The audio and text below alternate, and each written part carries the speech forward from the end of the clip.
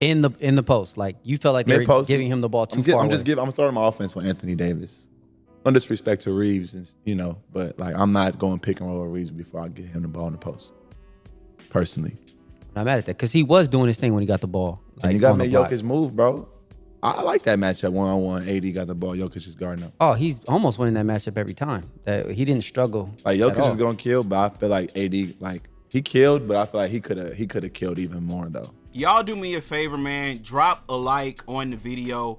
Subscribe to the channel. You already know who it is, man. It's your boy, Reggie. So you guys just heard Lonzo Ball. Now, if you guys don't know who Lonzo Ball is, the Lakers selected Lonzo Ball with the 2nd overall pick in the 2017 NBA draft. Now, looking back on it, was that the best choice? Obviously not.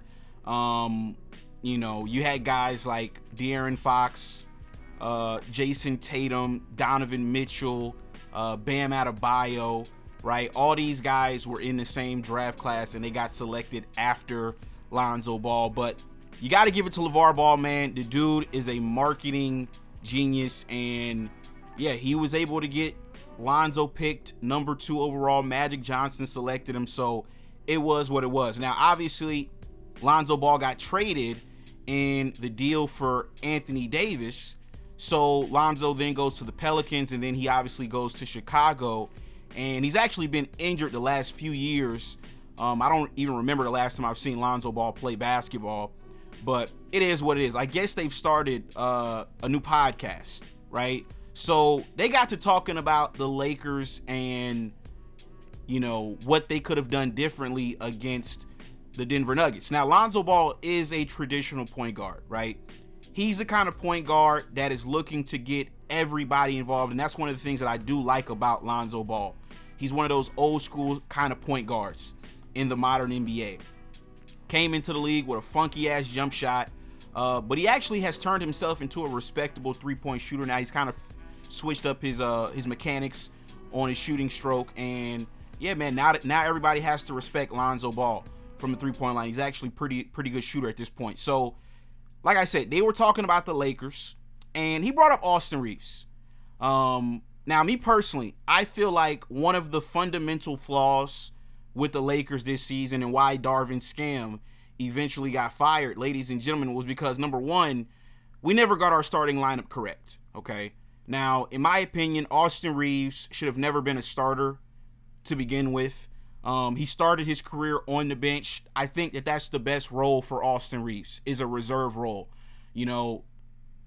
Ever since we've inserted Austin into the starting lineup and we tried to make him, a big part of what we're trying to do offensively, I got to be honest with you guys. All we've done is lose, man. 2 years ago, we got swept in the Western Conference Finals.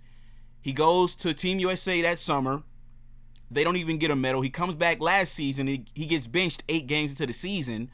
Then Darvin Ham puts him back into the starting lineup, and we still basically get gentlemen swept this year to the same team, the Denver Chicken Nuggets, and Jamal Murray, ladies and gentlemen, hit the game winner in Austin Reaves' grill.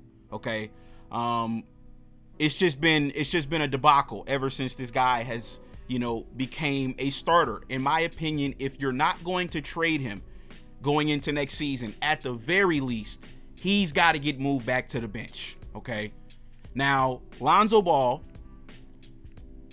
he was talking about the Lakers and how they didn't get Anthony Davis involved much in the series against the Denver Nuggets. And this is what Lonzo Ball, ladies and gentlemen, had to say. I think it's a group. I've seen a lot of people mess up. I've seen, AD not touch the ball in the fourth, really. I've seen some Bron get back cut. I've seen rebounds be missed. I'm not a coach, bro. Saying? But to keep it short, they going off of just straight games, lost and won. Yeah. Okay. Short I think it's playoffs. both. Like, Coach come and on, players. bro. Like the whole team. Y'all just lost to a better team. That's just what it was for real. Yeah, the Nuggets were just better all around. Y'all think some adjustments could have been made? Personally, it looked like some could have been made. Some better adjustments. But realistically, with the roster that they had, like, what do you really feel like could have been? I told you when we were watching the game, give AD the ball. Probably just pick me up. Mid post or post. Throw my big. I'm running my offense through Anthony Davis. In the post, like you felt like they were giving him the ball too far. I'm starting my offense with Anthony Davis. No disrespect to Reaves, but like I'm not going pick and roll with Reaves before I get him the ball in the post. Personally. I'm not mad at that because he was doing his thing when he got the ball. Like, and you got to make Jokic move, bro. I like that matchup one-on-one. AD got the ball. Jokic is guarding him. Oh, he's almost winning that matchup every time. That he didn't struggle. Like Jokic is going to kill, but I feel like AD, like he killed, but I feel like he could have killed even more though. Yeah, and he didn't really get the ball like that in the fourth quarter either. That's what I'm saying. Yeah. He would be killing, get 30 by fourth, and then he'll have one shot in the fourth quarter. Like I don't understand it. So you guys just heard what Lonzo Ball had to say. And I agree with Lonzo Ball 1,000%. When I look at this Lakers team and the way Rob Pelinka constructed this team this year, there were so many flaws in this roster because, number one, our two best players are AD and LeBron James, right? They're the two pillars of our franchise. I felt like Rob Pelinka did not do a good job at surrounding our two superstars with players that complement them well. So I'll give you an example. The Dallas Mavericks, right? They did a phenomenal job at building the team this year around Luka and Kyrie Irving, right? We all know Kyrie Irving is an offensive superstar, not really that great of a defender, even though he's been playing some pretty good defense in his Thunder series. So what do? They went out and got a Derrick Jones Jr., a nice 3-and-D player. They went out and got a PJ Washington, a nice 3-and-D player, right? Also, what do the Mavericks need? They need rebounding. They got scoring with Luka and Kyrie. They got playmaking. They need guys that can rebound. They need guys that can guard multiple positions. They went out and got a Daniel Gafford. They went out and drafted a Derek Lively, right? They built the team perfectly around Luka and Kyrie Irving. When I look at the Lakers, right, you got LeBron James and you got AD. Ladies and gentlemen, Anthony Davis has always thrived playing next to a big man, okay? When he was in New Orleans, he was thriving with DeMarcus Cousins and Rajon Rondo. He then comes to the Lakers. He thrived with JaVale McGee and Dwight Howard. Where are the big men? Jackson Hayes is not going to cut it, okay? Christian Wood, he barely got any minutes this season, ladies and gentlemen. Darvin Ham was not messing with Christian Wood. LeBron James has always thrived having shooters around him, floor spacers, guys that can knock down threes. Where are the three-point shooters at? And I know what you guys are going to say. You guys are going to say, well, D'Lo shot, 40+% from three this season. Ladies and gentlemen, what did D'Angelo Russell shoot when we got to the postseason? What did he shoot? He was 32% from three. Austin Reaves, the starting two guard for the Lakers, was 27% from the three-point line in a series against the Denver Nuggets. Our starting two guard can't shoot. Our starting point guard, when you get to the postseason, he can't play. He's damn near unplayable. The dude laid an egg in a postseason game. Literally laid an egg. Scored 0 points. So on top of them not being able to shoot, they're also the two worst defenders on the team, D'Angelo Russell and Austin Reaves. I mean, we were cooked, man, with that starting lineup, okay? We were cooked. You got Rui Hachimura out here guarding Nikola Jokic, a two-time MVP. What is this dude, Darvin Ham, doing?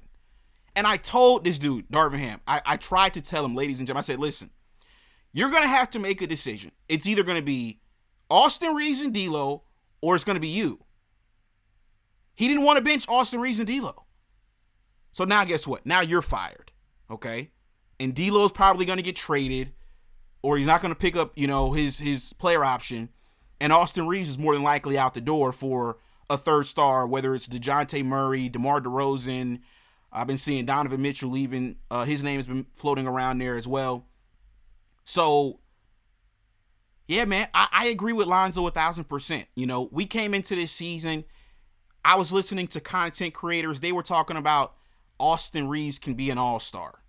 Like, bro, we already got our all-stars, fam. We already got LeBron and AD. We don't need Austin Reaves to come in and be an all-star. We need him to play a role. We need him to play defense.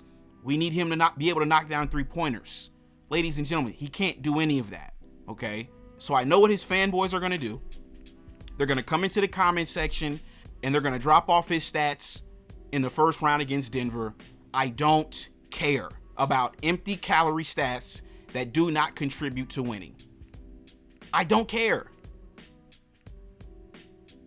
We lost. We got gentlemen swept, okay?